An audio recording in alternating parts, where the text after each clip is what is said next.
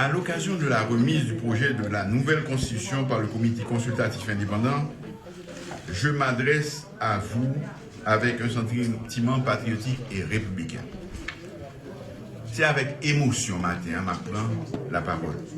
Parce que nos cérémonies que le président Jovenel avait nous avons planifiées il y a de cela plus de 2 mois. Doter le pays d'une nouvelle charte fondamentale, facile d'application, inclusive, claire, respectueux des droits de l'homme, de la personne, et garant de l'équilibre des 3 pouvoirs de l'État, incluant la diaspora, a été l'un des chantiers prioritaires du feu président de la République, son Excellence, M. Jovenel Moïse, assassiné lâchement en sa résidence privée dans la nuit du 6 au 7 juillet 2021. Je veux saisir l'opportunité de cette cérémonie pour dire haut et fort à toute la nation en général et à la famille et aux proches du président qu'en dépit des petites manœuvres et des attaques ciblées de certains, la vérité finira par jaillir et justice sera faite. Rien, absolument rien, aucune distraction ne pourra me déterminer de ma volonté inébranlable de voir les vrais responsables, les auteurs intellectuels et les commanditaires de ce crime odieux traduits en justice et punis pour leur forfait. À bon entendeur, salut. Mesdames, Messieurs, avant sa mort, le président m'avait clairement dit à maintes reprises que dès que vous lui soumettriez votre rapport avec le projet de constitution, il me le remettra pour que je fasse tout ce qui est possible pour que le peuple haïtien s'en approprie. Il m'a demandé de m'assurer par une démarche inclusive et participative que tous les secteurs de la vie nationale s'engagent en faveur de l'adoption du texte. Et je peux vous dire que c'est que ce que j'ai l'intention de faire.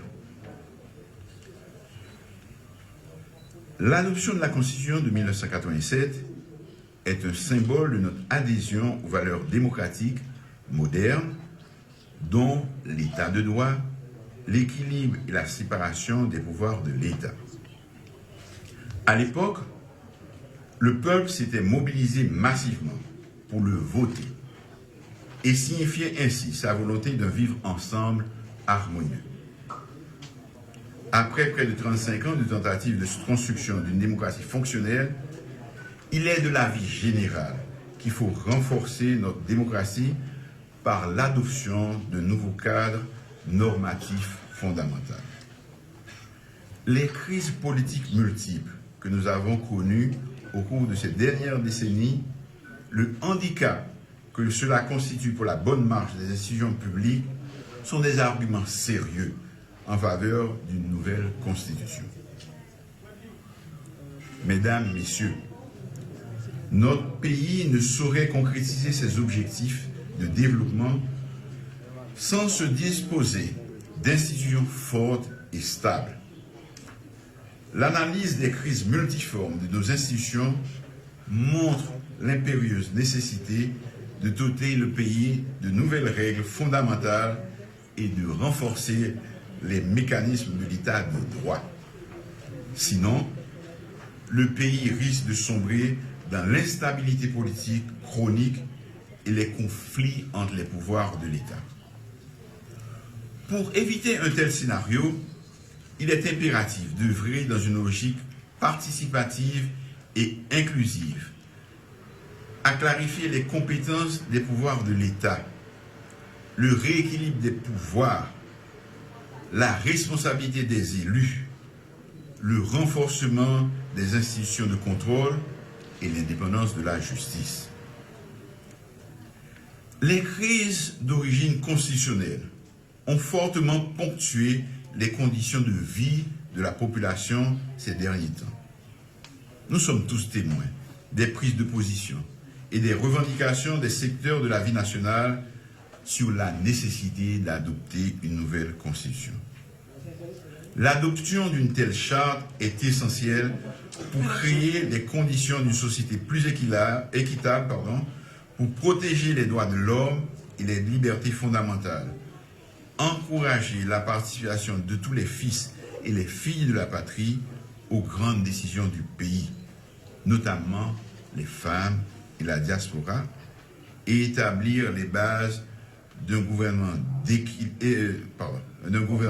démocratique. Madame, Messieurs, les membres du comité consultatif, cette cérémonie est l'aboutissement du travail que vous avez entrepris depuis la date de votre investiture. Au nom du gouvernement et de la nation, je vous remercie pour votre contribution et pour votre détermination dans la conduite de vos travaux. Et ce, en dépit des tensions politiques, des menaces, des insultes et autres agressions verbales. Je vous remercie et vous félicite d'avoir fait la preuve d'abnégation et de professionnalisme, d'impartialité dans l'accomplissement du mandat qui vous avait été confié. Mission accomplie. La nation vous en est reconnaissante. Je veux exprimer ma gratitude à l'égard de tous les experts et de tous ceux qui, d'une manière ou d'une autre, ont contribué à l'élaboration de ce projet. Mesdames, Messieurs, notre pays a besoin aujourd'hui plus que jamais de plus d'unité, d'égalité et de plus de fraternité. La haine, la division et les conflits en tout genre constituent des freins pour notre développement. Soyons clairs, une nouvelle constitution ne sera pas la panacée pour résoudre tous nos problèmes. Mais, si nous arrivons à nous mettre d'accord sur un mode d'organisation de la gouvernance plus équilibré et plus efficace, ce sera un point de départ pour d'autres convergences autour du devenir de notre pays. Je ne vais pas refaire la liste de tous les maux économiques, sociaux, politiques, institutionnels, sécuritaires ou environnementaux de notre pays. Vous les connaissez tous.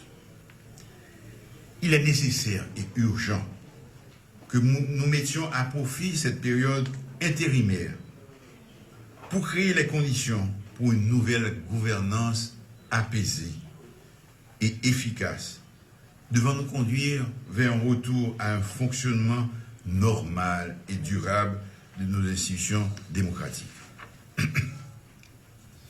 Mesdames, Messieurs, nous avons un pays à reconstruire. Mettons en commun nos forces pour transcender nos antagonismes à la faveur de vivre ensemble et du développement de notre pays. J'espère que votre travail va y contribuer. Ensemble, nous pouvons préserver les valeurs démocratiques. Ensemble, nous pouvons consolider notre démocratie et l'état de droit. Ensemble, nous pouvons œuvrer à construire une nation stable et prospère. Ensemble, nous pouvons reconstruire notre pays effondré par les dissensions internes et les luttes fratricides. Vive l'unité entre les filles et les fils de la patrie, vive l'union nationale.